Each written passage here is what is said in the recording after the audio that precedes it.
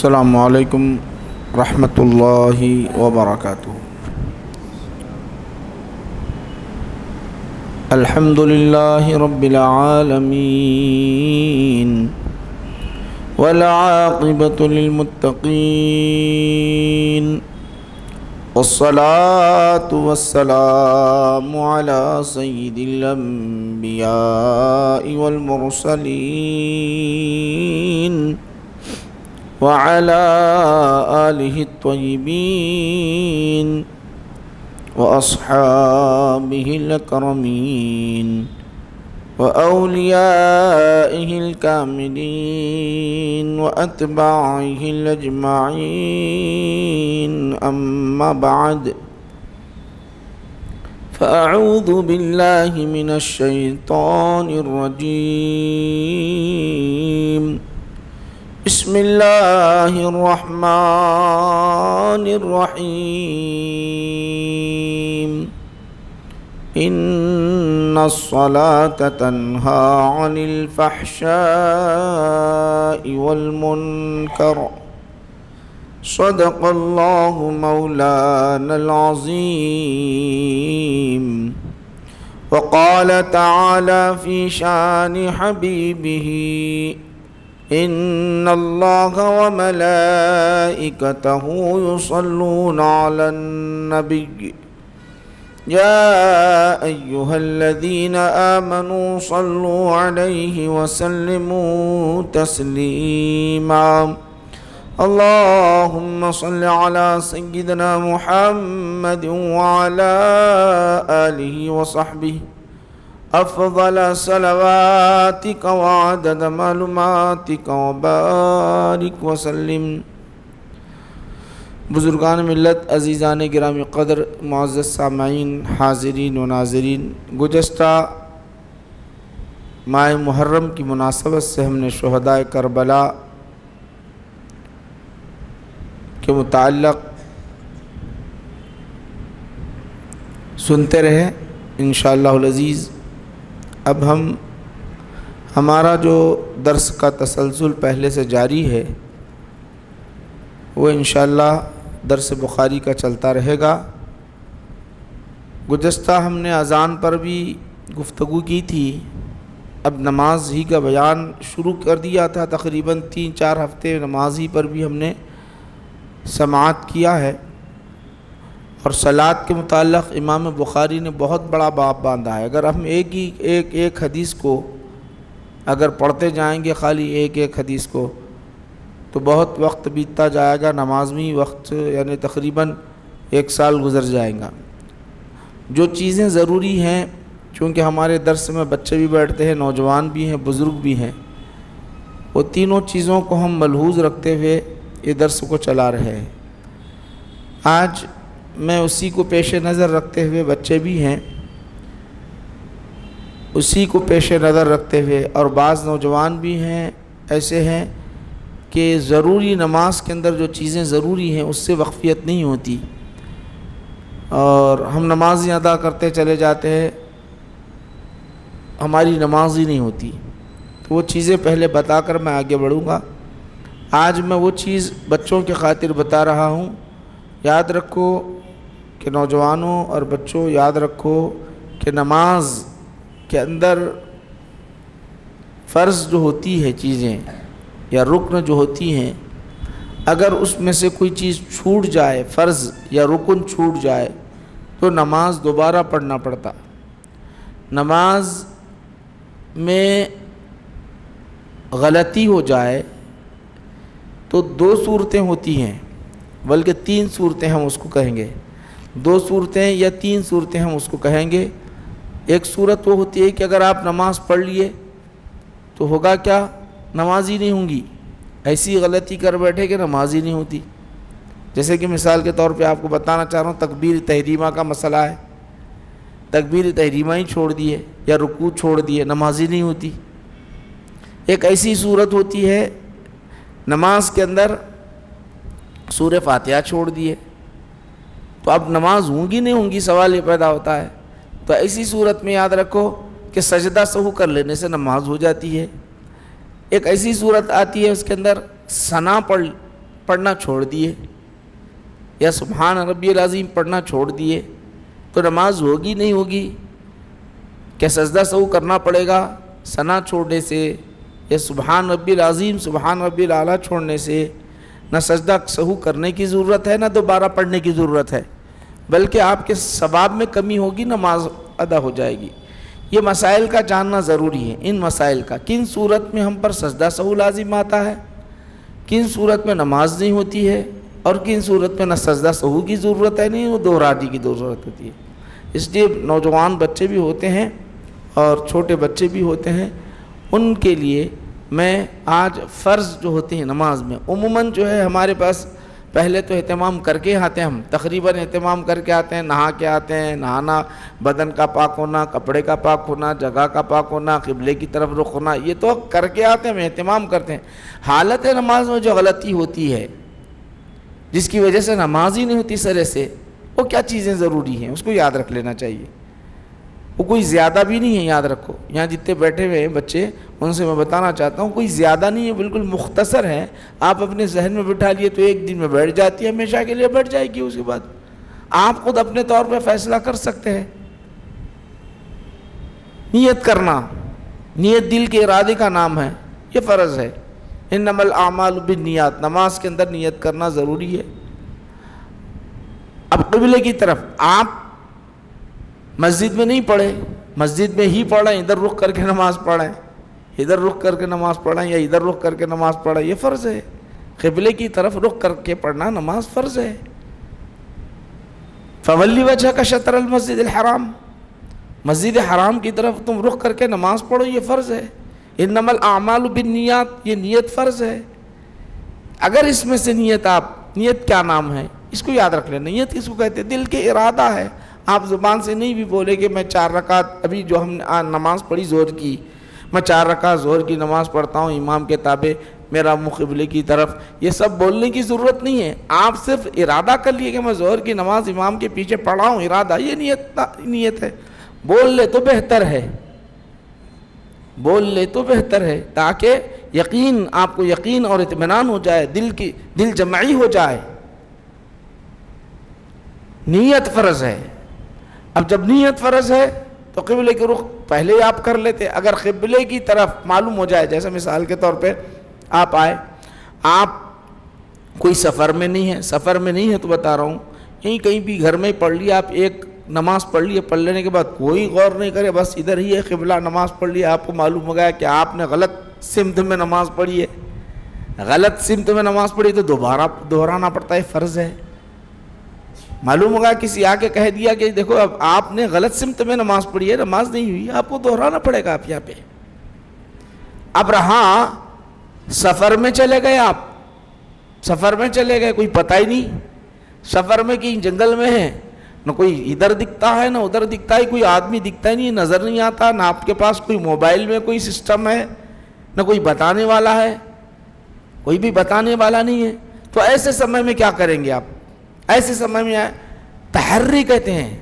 तहर्री के माने गौर फिक्र करना, गौर फिक्र करना, देखना कि पहले इधर कोई बताने वाला नहीं, ना इधर है, ना मशरिक़ में है, ना मगरिब में है, ना जुनूब में है, ना शुमाल में कोई दिखाई, दूर दूर तक दिखाई नहीं देता है। गैर मुस्लिम वो क्या बताएंगे? उनसे भी अगर सूरज किधर डूबता है उनसे मालूम कर ले तो अलग बात है, सूरज के डूबने की सूरत किधर है ये सिमत ना मालूम होने की सूरत में तहर्री करना है। तहर्री, तहर्री किसको बोलते हैं? गौर करना कि इधर ही होना चाहिए, इधर ही होना चाहिए। गौर करने के बाद अगर आप पढ़ लिए, इत्मीनान के साथ अगर आप पढ़ लिए, पढ़ लेने के बाद फिर आके कोई बोल रहा नहीं इधर पढ़े, आप गलत पढ़े, इधर है बोल के बोले, तो अब आपको दोहराने की ज़रूरत नहीं है। तहर्री आपने की थी, कोई बताने वाला नहीं था, आपके पास मोबाइल में या कोई सिस्टम आपके पास नहीं उस वक़्त मौजूद, तो आप गौर फिक्र करने के बाद, इत्मीनान से गौर फिक्र करने के बाद आपने नमाज पढ़ी है तो आपकी नमाज हो गई। समझ में आ रही बात?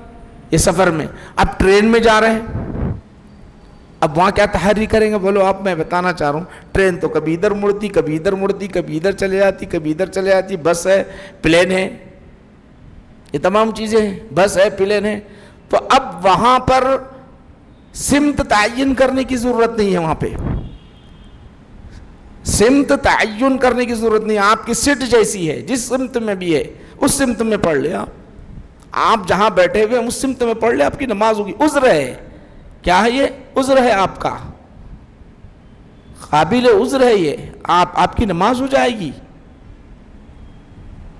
हाँ, आपके कंट्रोल में है गाड़ी, आपके कंट्रोल में है, कार में आप जा रहे हैं, आप रोक सकते हैं, ज़रा गौर से समझे।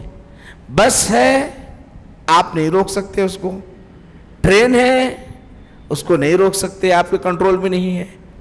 प्लेन है, आपके कंट्रोल में नहीं है। कार आपके कंट्रोल में है।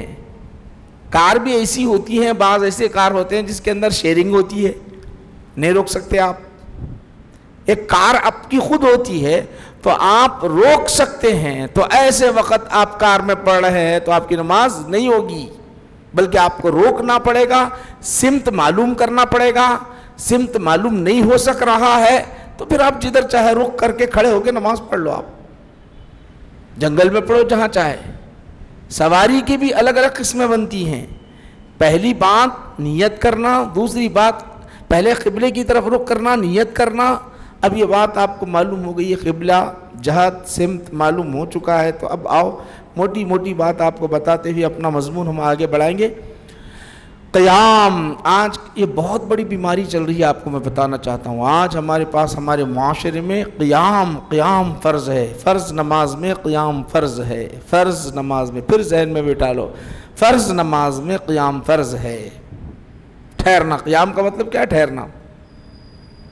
यह फ़र्ज़ अगर हालत नमाज में आप छोड़ दिए, जाके ऐसा बैठ रहे हैं, बैठ के नमाज पढ़ रहे हैं, हालांकि आप ठहर सकते हैं। यहाँ से तकरीबन हमारे पास हालत ये है कि 4-4 मील 3-3 किलोमीटर चलते हैं, मगर नमाज की बात आ गई तो पैरों में, घुटनों में दर्द है, मुल साहब नहीं पढ़ सकता। आप बोल रहे हैं यहाँ से लेके अपने कारोबार के लिए जाते हैं, बाज़ार जाते हैं, बाज़ार जाके सारी तरकारियाँ, गोश्त, सारी मंडी घूम के आते हैं।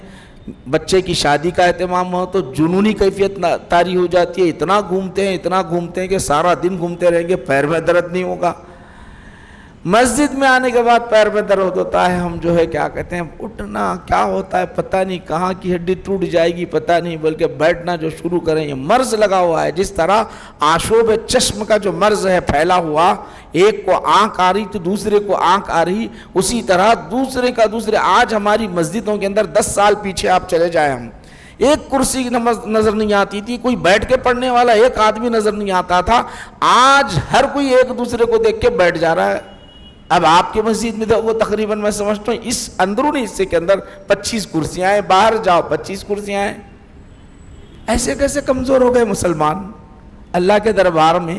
ज़रा गौर करो, आप अपने ऊपर गौर करो, ऐसे मुसलमान कमज़ोर कैसे हो गए? ज़रा गौर करो मेरे भाई। नहीं, आप कहते नहीं, मुल साहब को अगर होता तो पता चलता, मुल साहब पता है उठना बैठना। हाँ, उज़्र है तो यकीनन हम उज़्र है, उठने बैठने में तकलीफ़ होती है, आप पैर सीधा नहीं कर सकते हैं, बैठने में मुश्किल, मशक्क़त है, तो शरीयत इजाज़त दे रही है आपको। मगर माशरा हमारा आए दिन ऐसा क्यों होता जा रहा है? इबादत में बाहर निकलने के बाद सारी चीज़ें हो जा रही हैं, घर में सारी चीज़ें हो रही है, दावतों में सारी चीज़ें हो जा रही है, अपने कारोबार में सारी चीज़ें हो जा रही है, मस्जिद में इस तरह क्यों हो रहा है, नमाज के लिए इस तरह क्यों हो रहा है?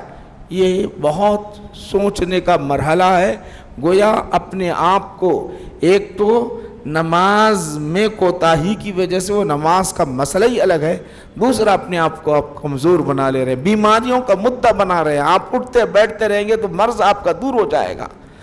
गोया आप अपने आप को मरीज़ बना रहे हैं। अपने आप को, अगर आप उठते हालत नमाज में उठते और बैठते रहेंगे तो आपका उठना बैठना, ये नमाज के अंदर उठना बैठना, इसकी वजह से आपके अंदर एक पावर पैदा होगा, मर्ज दूर हो जाएगा। गोया अपने आप को खुद मरीज बना रहे हैं। ये बहुत बड़ी गलती कर रहे हैं आप, याद रखो। और अहम मसला सुन लीजिए, आपको बता रहा हूँ, अहम मसला ये है कि मेरे भाई, अगर आप ठहर सकते हैं, बैठ सकते हैं, सजदा कर सकते हैं, थोड़ी सी तकलीफ के बावजूद भी कर सकते हैं, और आप नहीं ठहर रहे, बैठ रहे, तो नमाज होती नहीं आपकी। ठहर सकते हैं, रुकू में जा सकते हैं, सजदा कर, थोड़ी तकलीफ बर्दाश्त करना पड़ेगा आपको।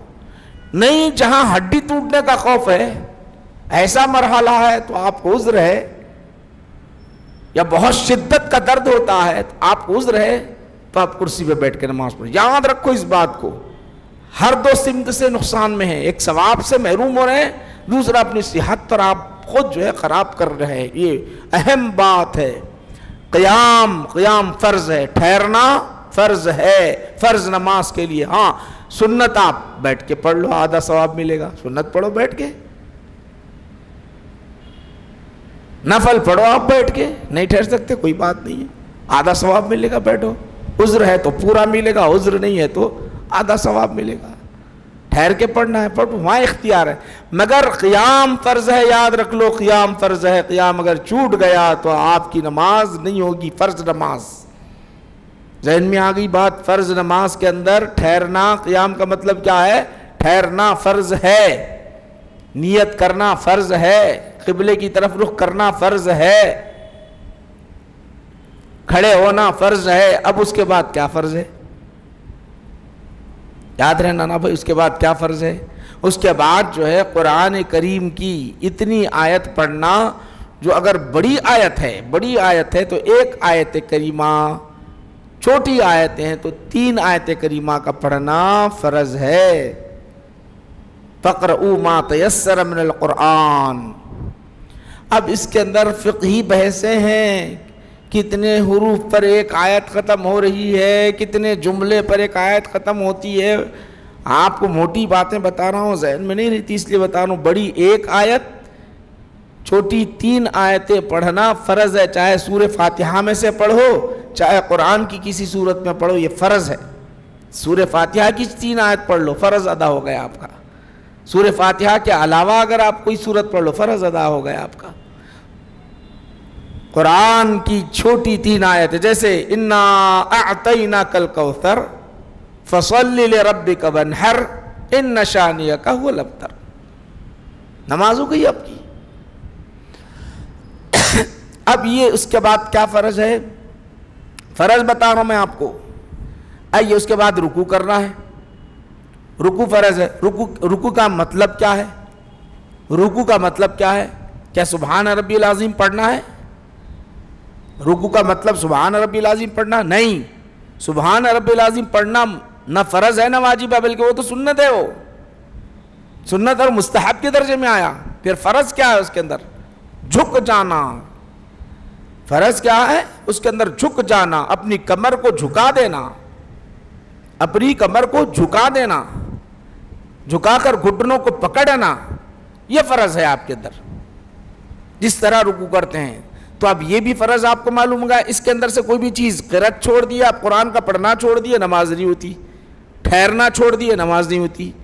नियत करना छोड़ दिए, नमाज नहीं होती। क़िबले की तरफ रुख करना छोड़ दिए, नमाज नहीं होती। रुकू करना छोड़ दिए, नमाज नहीं होती। ये रुकू था, एक रुकू रहता। अब रहा, आओ उसके बाद आप क्या करते हैं? ये मोटी बात याद रख लो बच्चों, नौजवानों, अच्छी तरह। आइंदा जहन में मैं बच्चों से पूछूंगा, ख़ास कर ये आपको फ़राइज़ याद है या नहीं याद है? रुकू के बाद 2 सजदे होते हैं, दोनों के सजदे फ़र्ज़ हैं। सजदे का मतलब क्या है? सजदे का मतलब ये आपके पैर को टिका देना, जो पीछे के 2 पैर हो, पंजे होते हैं ना, पंजों को टिका देना मुकम्मल तौर पे, घुटनों को टिका देना, हाथ को टिका देना, माथे को टिका देना, पेशानी और माथा 7 आज़ा 8 आज़ा को टिका देना, ये है। अब अपन का टिकाते देखो, अब सजदा टिकाते उकाते नहीं। बैठने वाले सीधा सीधा क्या क्या उनका छूट जा रहा, एक तो क़ियाम छूट जा रहा, सजदा करे तो ऐसा झुकते रहते, बस इतने में चलते हो। यहाँ थोड़ा रुकू करे तो इतना करते, फिर थोड़ा आगे सजदा करते। अब ज़रा गौर करो, हम इतना उज़्र जो आ जा रहा, उससे बेहतर बैठ के, कुर्सी से बेहतर नीचे बैठ के करो, कम से कम सजदा तो हो जाता नीचे का, माथा तो टिक जाता, माथा तो टिक जाता आपका कम से कम। बहरहाल, तो अब यहाँ गौर करो। अब यहाँ फ़र्ज़ क्या है? दोनों सजदे, एक सजदा हुआ तो नहीं, दोनों सजदे फ़र्ज़ हैं। दोनों सजदे फ़र्ज़ हैं। कितने हो गए? फ़राइज़ कितने हो गए बच्चों? अब आपको तकबीर, सबसे पहले तकबीर तहरीमा है, अल्लाहु अकबर पहली मरतबा कहना, अल्लाहु अकबर कहना। हाथ उठाना फ़र्ज़ नहीं है। ये जो आप हाथ उठा रहे हैं ये फ़र्ज़ नहीं है। नियत करना, ये क़िबले की तरफ, उसी को शुमार कर लो आप। क़िबले की तरफ रुख करना, नियत करना, क़ियाम करना, अल्लाहु अकबर कहना, क़िरत करना, रुकू करना, सजदा करना, 2 सजदे करना, तकरीबन हो गए। गिनो, याद रहता आपको। हम मिला रहे हैं पूरे के पूरे, पूरों को मिला रहे हैं, वैसे 7 8 भी बना दे रहे हैं हम आपको।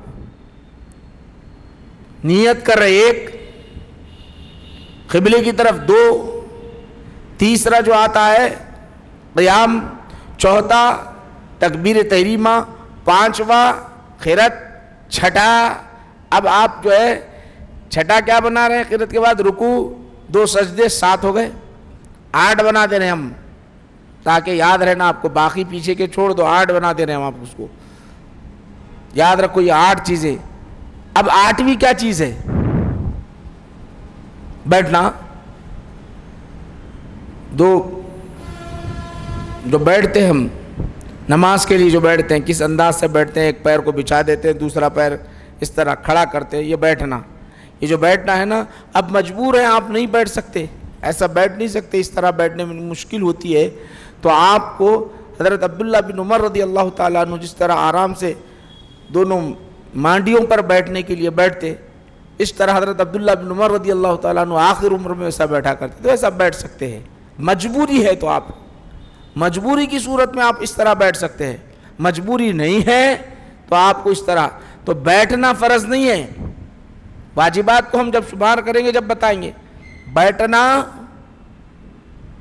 बोलो कायदे अखीरा फ़र्ज़ है, कायदे अखीरा, पहला कायदा फ़र्ज़ नहीं है, कायदे अखीरा वो क्या हुआ?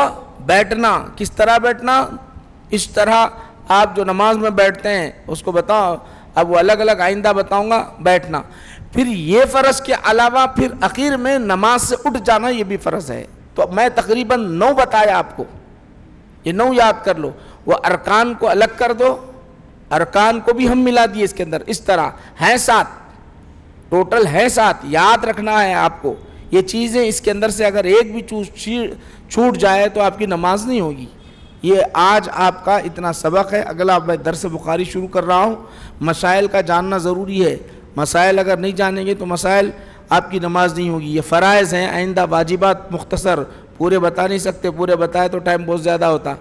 फिर बाकी समझ लेना, बाकी जो भी है सुन्नत है वो तो समझ में आ जाती बात। फ़र्ज़ और वाजिब याद कर लिया कोई, तो उसकी नमाज में कभी भी उसको ज़िंदगी में नमाज में गलती हो गई तो उन्हें खुद बोलता मेरी नमाज हुई नहीं हुई। मुझ साहब को पूछने की ज़रूरत नहीं पड़ती, किसी आलिम दीन को न पूछने की ज़रूरत नहीं पड़ती। फ़र्ज़ छूटा तो उन्हें बोलता है कि नमाज नहीं हुई, वाजिब छूटा सजदा सहू कर लो, सुन्नत और मुस्तहब छूट गई तो सजदा सहू करने की ज़रूरत नहीं, नमाज हो गई, दोबारा दोहराने की ज़रूरत नहीं है।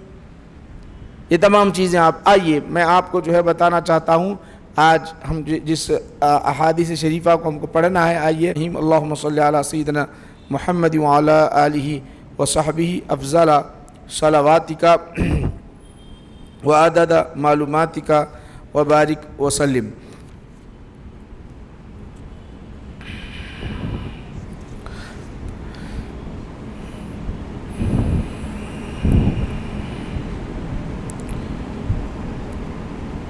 बाबू कौली रजुली फ़ाततना सलात क़ाल बैनमा नहनु नुसल्ली मअन नबी सल्लल्लाहु अलैहि वसल्लम इदा समिअ जलबतिर रिजाल फलम्मा सल्ला क़ाल मा शानुकुम क़ालू इस्तअजलना इला सलात क़ाल फला तफ़अलू इदा अतैतुमुस सलात फ़अलैकुमुस सकीना फमा अदरकतुम फ़सल्लू व मा फ़ातकुम फ़अतिम्मू। रसूल पाक अलैहिस्सलाम जब नमाज़ पढ़ाने के लिए खड़े हो जाते, तो तर्जुमा बता रहा हूँ मैं आपको। आका नबी करीम सल्लल्लाहु अलैहि वसल्लम जब नमाज के लिए खड़े हो जाते, नमाज़ पढ़ाने के लिए खड़े हो जाते, तो पीछे जो है लोग दौड़ने की आवाज़ आ जाती थी। दौड़ने अपन भाग के आते नहीं तेज़ी के साथ, मुल्क साहब खड़े होते, भाग के आ जाते, दौड़ते दौड़ते आ जाते, आवाज़ आ जाती थी। तो आका नबी करीम सल्लल्लाहु अलैहि वसल्लम ने पूछा क्या बात है, ये आवाज़ें कई की आ रही? पूछे आका नबी करीम सल्लल्लाहु अलैहि वसल्लम ने पूछा ये आवाज़ कई की आ रही? तो या रसूलुल्लाह सल्लल्लाहु अलैहि वसल्लम, ये लोग दौड़े दौड़े भागे भागे आ रहे हैं। ये इनका इश्तियाक था कि कहीं मेरी नमाज रकात छूट न जाए, भाग के आते थे। जैसा हम जो है वज़ू कर लेते, वज़ू करने के बाद सीधा तेज़ी के साथ भागते हुए आते नहीं, नमाज रुकू में, मुल्क साहब रुकू में जा रहे, चलो रुकू मिल जाता, वो वहीं से रुकू करते आता उन्हें, वो वहाँ गेट से रुकू करते आता, बस तो अल्लाह अकबर बोलते क्यों उन्हें। या अब यहाँ क्या है, ज़रा कायदा सुन लो, आपको बताना चाह रहा हूँ। या तो उन्हें वहाँ से भागते आता, रुकू वहीं से रुकू में चले आता, एक तो जो है ऐसा आता अल्लाह अकबर बोलता ही नहीं,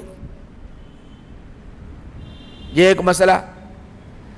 तो ये जहन में रख ले, आप नमाज पढ़ रहे हैं तो नमाज का एहतमाम, रसूल पाक अलैहिस्सलाम ने क्या इरशाद, अलैकुमुस सकीना, तुम पर सकीना लादिम है, यानी इत्मीनान लादिम है, अलैकुमुत तमाना, तुम पर तमानत लादिम है, भागते दौड़ते ना हो। इस तरह भागते दौड़ते आने की वजह से क्या होता है मालूम, बेअदबी हो जाती है।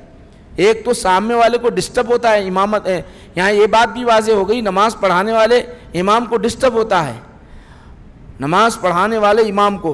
बाज़ हज़रात तो माशाअल्लाह पीछे इमाम साहब नमाज पढ़ाते हुए खड़े होते हैं, इमाम साहब पीछे माशाअल्लाह ज़ोर ज़ोर से आवाज़ करते हैं, ज़ोर ज़ोर से बातें करने लगते हैं, कोई मोबाइल पे बात करने लगता है, कोई मोबाइल पे बात करता है, कोई आपस में ज़ोर ज़ोर से बातें करते हैं, इमाम साहब तक आवाज़ टकराती है, दूसरों के नमाज में खलल अंदाजी होती है। ये तमाम चीज़ें जो है आज रसूल पाक अलैहिस्सलाम कहाँ रोक रहे हैं, ज़रा गौर करो।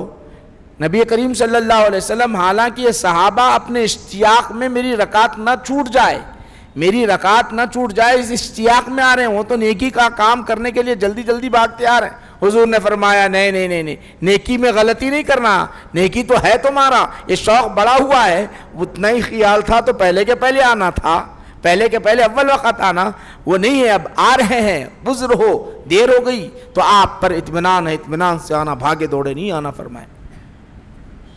अब यहाँ जितने बैठे हैं आज के बाद कोई भी इमाम साहब अल्लाहु अकबर बोलने के बाद वहाँ से भागते, ऐसे जो भागते आते ना, वो भागना मकरूह है, भाग के आना क्या है, मकरूह है। और आवाज़ें करना अगर वाक़यतन इमाम के नमाज में खलल पड़ गया तो वो तो गुनाह है। बात करते हैं मोबाइल के अंदर या आपस में गुफ्तगू करते हैं तो वो तो गुनाह हो गया, आपको गुनाह हो जाएगा, याद रखो। अब आई बात, आप जो आ रहे हैं तो याद रखो कि तकबीर बोलना नहीं छोड़ना, अल्लाहु अकबर ये फ़र्ज़ है, ये बोलना। तकबीर तहरीमा जो फर्स्ट टाइम, जितने ये नमाज के अंदर जितने तकबीर आते थे, अल्लाहु अकबर पहली मरतबा, रुकू में जाते वक़्त अल्लाहु अकबर, रुकू से उठते वक़्त समी अल्लाहु लिमन हमिदा, बाकी जितने भी आप अरकान में तब्दीली आती है, सजदे में जा रहे हैं, सजदे से उठ रहे हैं, अल्लाहु अकबर बोल रहे हैं, जितने मरतबा भी अल्लाहु अकबर बोल रहे हैं, पहली मरतबा बोलना फ़र्ज़ है, बाकी तमाम की तमाम सुन्नत है। बाकी छूट जाए तो कोई हरज नमाज में नहीं होगा, मगर पहली मरतबा का अल्लाहु अकबर बोलना छूट गया तो आपकी नमाज नहीं होगी। याद रख लो, इसको अच्छी तरह जहन में रख लो। तो अब रही बात, और बात सुन लीजिए, उन्हें आने से पहले अल्लाहु अकबर हाथ नहीं उठाया, यहाँ तक नहीं भी उठाया तो अल्लाहु अकबर बोलते हुए अगर रुकू में इमाम साहब के साथ रुकू में चले गया तो बस काफ़ी है।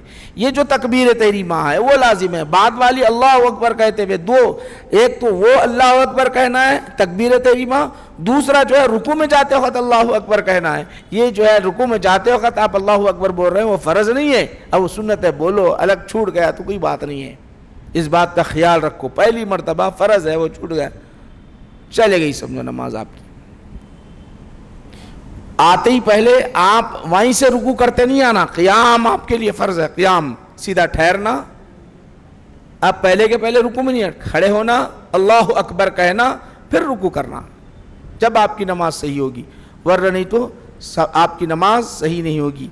रसूल पाक अलैहिस्सलाम ने पूछा, ये क्या आवाज़ें हैं, ये आवाज़ काहे की है? आका नबी करीम सल्लल्लाहु अलैहि वसल्लम ने फरमाया, आवाज़ काहे की है?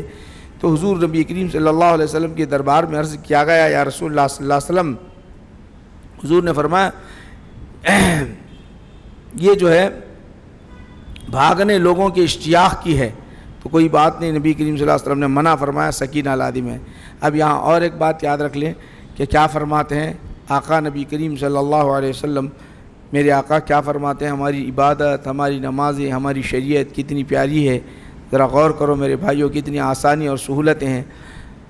हल यख़रुजु मिनल मस्जिदि लिइल्लतिन, हल यख़रुजु, कोई सबब लाहक हो जाए, इधर तकबीर तहरीमा हो गई तो तो क्या कोई निकल के नमाज से चले जा सकता है? क्या कोई सबब, अगर कोई इल्लत ऐसी लाक हो गई तो निकल के हो सकता, बाहर जा सकता?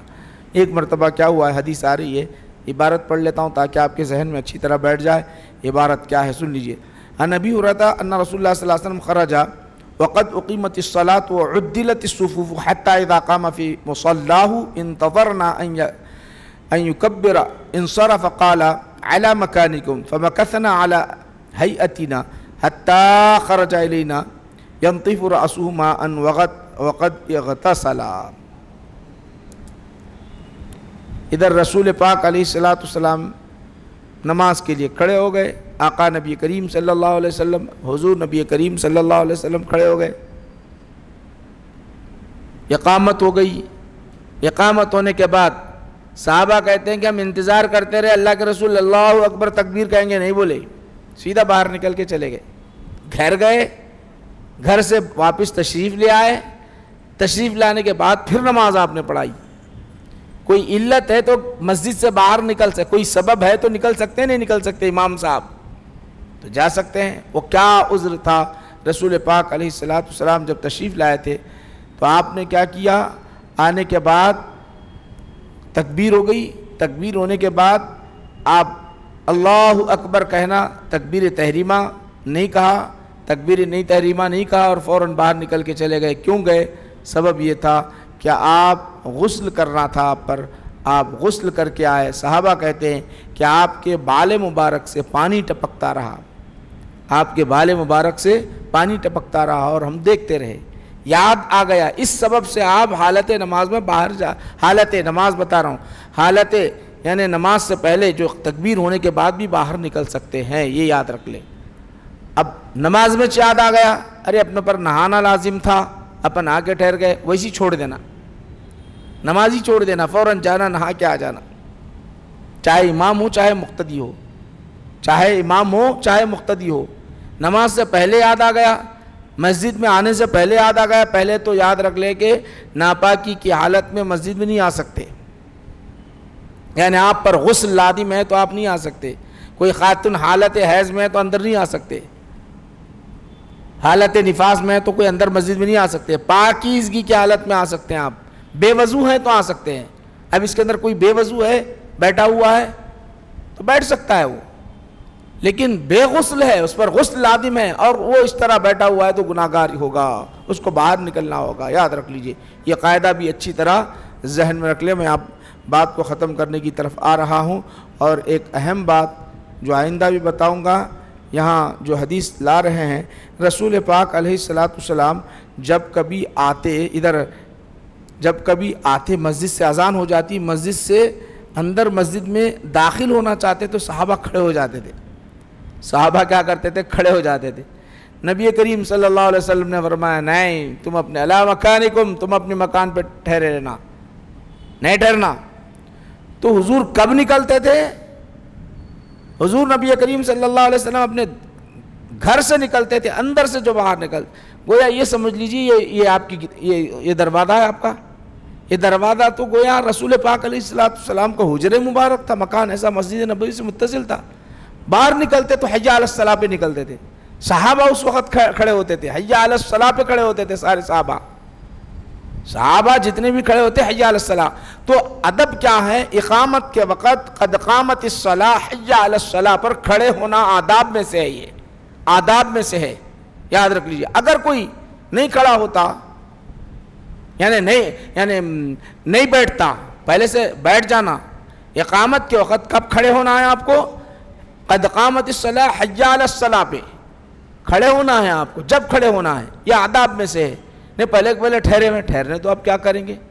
अब उनके जहन में बैठा हुआ है वो, मगर हदीस में और फ़िक़्ह की किताबों में यही है, हदीस में और फ़िक़्ह की किताबों में। नहीं मौलवी साहब, सबसे अहम बात है, वैसा नहीं, सफ़ें दुरुस्त नहीं होती, हम सफ़ें दुरुस्त करने के वास्ते खड़े हो जाते। आप ये बोल सकते नहीं बोल सकते, वैसे ही बोलते बाज़ ने। याद रखो कि सफ़ें कब दुरुस्त करते थे मालूम है? सहाबा कब ठहरते थे? हय्या अलस सलाह हय्या अलल फलाह क़द क़ामतिस सलाह पे ठहरते थे।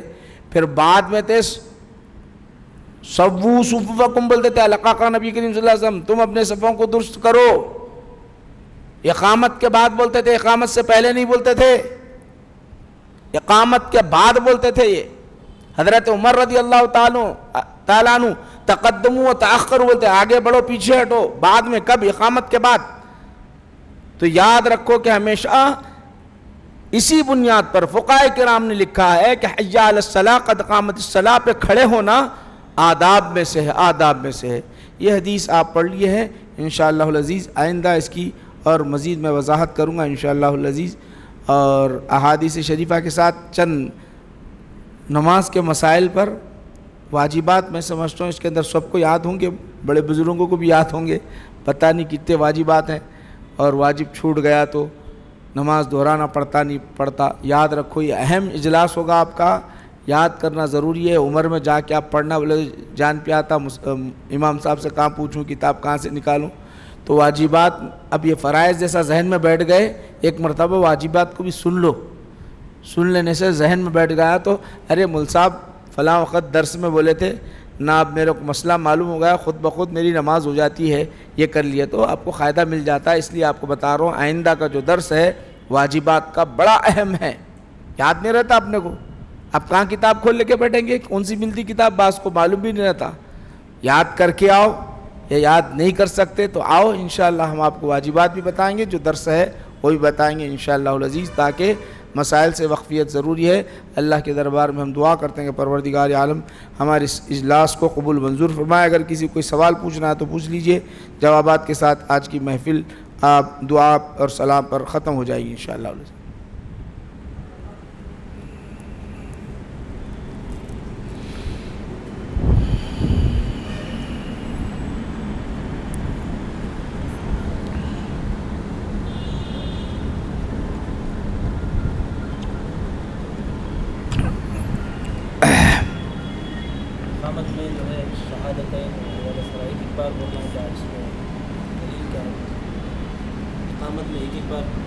अच्छा,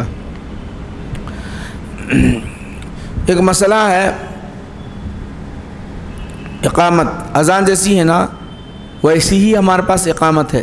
अहनाफ के पास, हनफियों के पास वैसी ही है। एक मरतबा जैसा कि आप अरब में चले गए, मक्का में, मदीना में गए तो एक एक मरतबा बोलते वो लोग, अल्लाहु अकबर, अशहदु अल्ला इलाहा इल्लल्लाह, अशहदु अन्ना मुहम्मद रसूलुल्लाह, हय्या अलस सलाह, हय्या अलल फलाह, क़द क़ामतिस सलाह को 2 मरतबा बोलते। ये तो शवाफ़े के पास वैसी ही है, और अहनाफ के पास जो है क्या है, 2 मरतबा इकामत में बोलना है। जैसा हम रोज़ाना सुनते ना, याद है ना, वो उस तरह बोलना हमारे पास सुन्नत है। उसके लिए बहुत दलाइल है। रसूल पाक अलैहिस्सलाम ने इरशाद फरमाया, अल इकामतु कल अज़ान, क्या फरमाए, छोटा सा जुमला याद रखो, क्या है, अल इकामतु काफ खाली मिला, कल अज़ान, अज़ान भी इकामत लफ्ज़ मालूम है ना, उसके साथ काफ पढ़ा दो, अल इकामतु कल अज़ान, इकामत अज़ान ही की तरह है, इल्ला क़द क़ामतिस सलाह, सिवाय क़द क़ामतिस सलाह की। ये छोटा सा जुमला याद कर लिए, पूरी हदीस याद हो गई आपको।